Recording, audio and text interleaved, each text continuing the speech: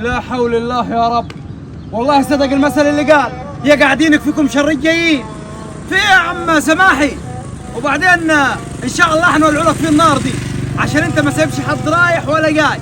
ما تسيبنا في حالنا يا اخي، ده لسه الشمس توها اللي جاي، خلينا نسترزقوا.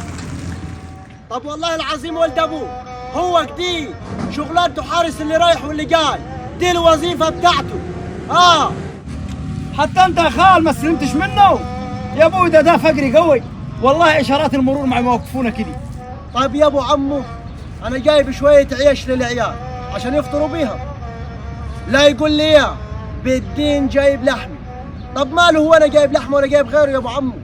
طب هو لي حاجه عندي؟ ده ايه دي؟ ده ناقص يا ابو عمو يجي ياكل معاي في البيت. طب يرضيك؟ لا يا ابوي ما يرضنيش، هي البلد كذي. تعرف لو ماسك كيس لازم يعرفوا ايه اللي جوا الكيس.